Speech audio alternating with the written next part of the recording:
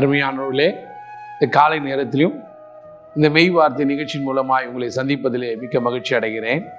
கர்த்தர் உங்களை எல்லோரையும் ஆசீர்வதிப்பாராக.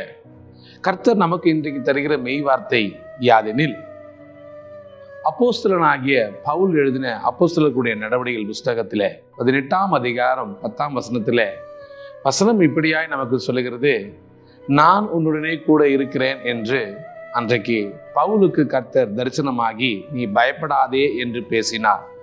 இன்றைக்கும் நான் தனிமையில் இருக்கிறேனே, என்னோடு கூட பேசுவதற்கும் பழகுவதற்கும் என் குடும்பத்தில் காரியத்தை நான் பரிமாறிக்கொள்வதற்கும் ஆலோசனைகளை பெறுவதற்கும் எனக்கு யாருமே இல்லையே என்று யோசித்து கொண்டு இருப்பீர்களானால், கர்த்தர் நம்மை பார்த்து சொல்லுகிற வார்த்தை, நான் உன்னுடனே கூட இருக்கிறேன். நீங்கள் தனிமையை உணர்கிற நேரத்தில் இந்த வார்த்தையை கர்த்தர் உங்களுக்கு நினைப்பூட்டுவாராக.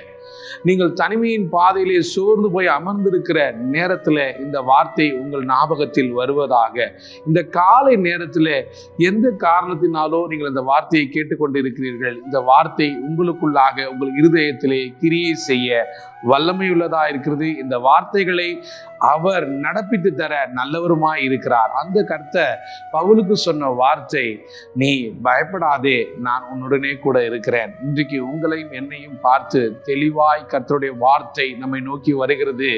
அது நம்மை பயப்படாதே, நான் உன்னுடனே கூட இருக்கிறேன், எதை குறித்தும் நீ கலங்காதே, திகையாதே, பயப்படாதே, நான் உன் தேவன் என்று அவர் நமக்கு நம்பிக்கை தருகிறவராய் இருக்கிறார். ஒருவேளை வேலை ஸ்தலத்துல, குடும்ப வாழ்க்கையில, கல்வியில, பள்ளி படிப்பிலே, தனிப்பட்ட சுய வாழ்க்கையில எவ்வளவாய் நம்ம கஷ்டத்தின் பாதையிலே உருவி நடந்து வந்தாலும் நம்மை காத்து வழிநடத்துகிற கர்த்தர், நல்ல கடவுளாம் இயேசு கிறிஸ்து நம்மோடு கூட தம்முடைய வார்த்தையை கொண்டு பேசுகிறவர், அந்த வார்த்தையை அப்படியே நிறைவேற்றுகிறவருமாய் இருக்கிறார். அதனாலே கலங்காதிருங்கள், பயப்படாதிருங்கள். இந்த மெய் வார்த்தை நிகழ்ச்சியிலே உங்களுக்கு ஒரு நம்பிக்கை ஊட்டுகிற வார்த்தை இன்றைக்கு வந்தடைகிறது. கர்த்தர் பெரியவர், நான் உடனே கூட இருக்கிறேன் என்று சொல்லியிருக்கிறார். ஆமேன். இந்த வார்த்தைக்காக நாம் ஜெபம் செய்வோமா?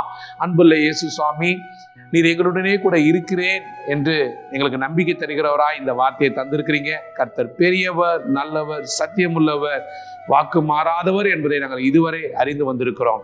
இந்த வார்த்தைகளுக்காய் நன்றி. இதை கேட்டுக்கொண்டிருக்கிற அன்பானவர்களுக்காய் உம்மை நன்றியோடு துதிக்கிறேன், ஸ்தோத்திரிக்கிறேன். அவருடைய வாழ்க்கையிலும் இன்றைய தினத்திலே கர்த்தர் இந்த வார்த்தையை நிறைவேற்றுவீராக. ஆமேன். அன்பானவர்களே, God bless you. கர்த்தர் உங்களோடு கூட இருப்பாராக. ஆமேன்.